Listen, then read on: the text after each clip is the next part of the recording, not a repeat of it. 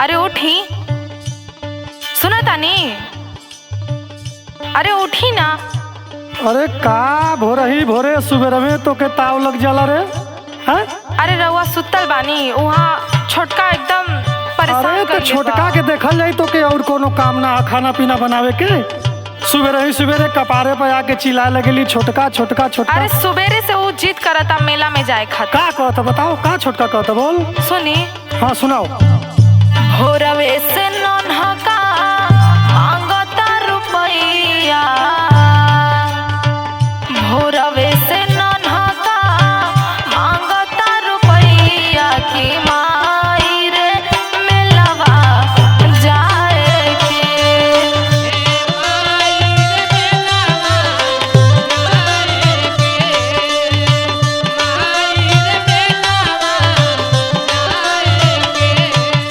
का करी रउए जाके समझाई ओकरा के। अच्छा एकदम हट कइले बाटे। ई बात हियो।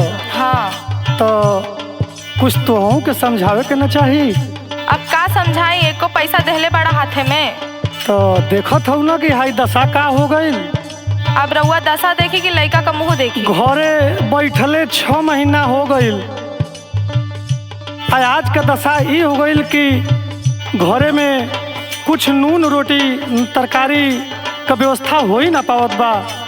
हाई तो के लड़का का मेला धैले बा। तो रउए जाके समझाई ना, हमरा बस के नहीं खे। ओहो का है देवी माई, आपका साल भर में एगो त्योहार आवेला और कितना अभागा बाप हम हो गईली कि तुहरे दर्शन करे खातिर हम अपने बेटवा के एगो नौका ओकरी हाथे पर ना रख सकत हैं। ऐसन स्थिति हमार हो गई। सुना हो, देखो बहुत दशा खराब बा, कैसा संभारे दाई। तू तो देखते बाबू। वो तो जाना तानी, लेकिन अभी हट खइले बा, जाना समझावा उनके। ठीक बा, सुनो। बोली। खाए के घर में नहीं खाए को दानावा, खाए के घर में नहीं खाए को दानावा का करमावा एतना बाउर बा।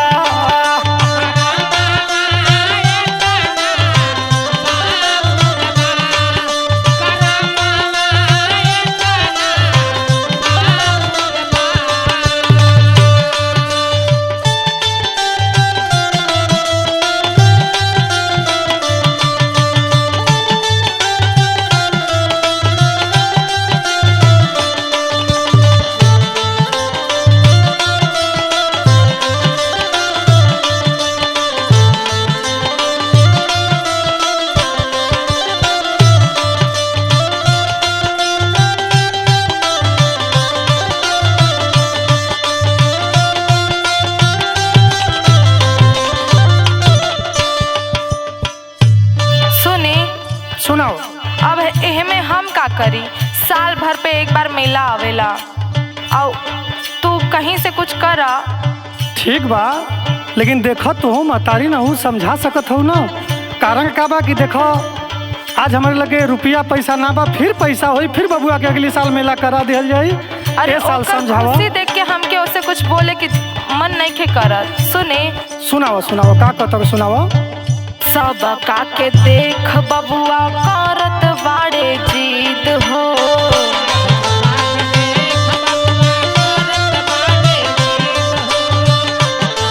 अरे तो सबके देख के ना चली। माई रे नया कपड़ा देबे गोखीन हो,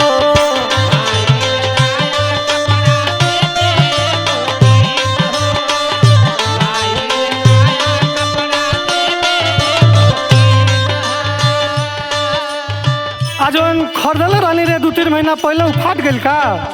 अरे 2-3 महीना वो चलावेला, तोहरा के लागेला हमेशा कपड़ा फाड़ देला। अरे ओके समझाओ गरीबी पे तनी देखो कि के तरह रहल अब जाला। लड़का के गरीबी ना समझ में आई। अरे तो ओके ना समझ में आई तो तू हके त आई, तनी समझावा, देखा स्थिति हमार।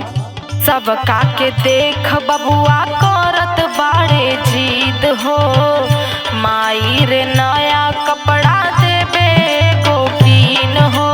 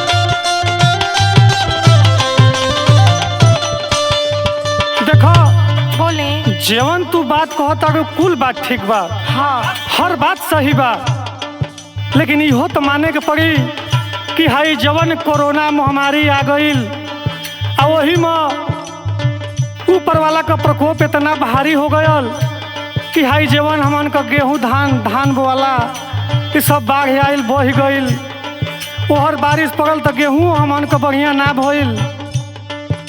तो ए पर तनी ध्यान देवे के पड़ी ना, हमन के खर्चा कम करके न चले के पड़ी। अरे खर्चा कम कैले के बात सही बा, लेकिन वो हट कैले बा, रउए जाके समझाई ना। ना सुना सुना सुना, एक बार हमार बात सुनो। बोले गईल रोजगार आइल कोरोना महामारी,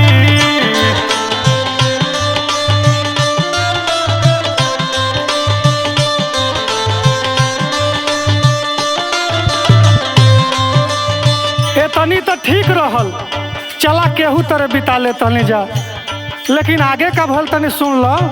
बोले बढ़िया में बही गईल फसल मोर सारी,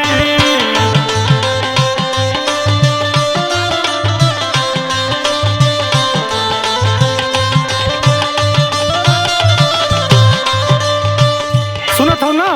सुनत आनी। काहे रोवत हई? देखे के न चाहिए तो के गईल रोजगार आइल कोरोना महामारी, बढ़िया में बही गईल फसल कुल सारी, विनोद के करे नाही जिया के मनवा, विनोद के करे नाही जिया के मनवा, का करमा एतना बाउर बा।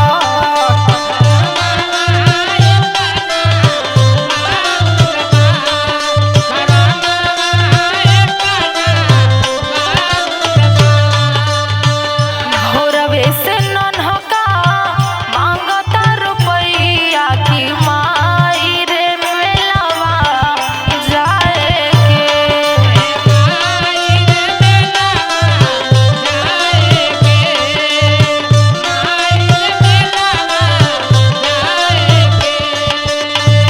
खाए के घर में नहीं खेले को दनवा, का करमावा एतना बाउर बा।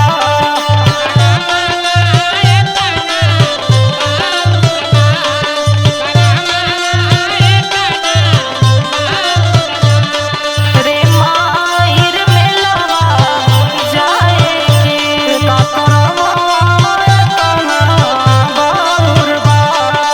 माई रे मेलवा जाए का करमावा एतना बाउर बा।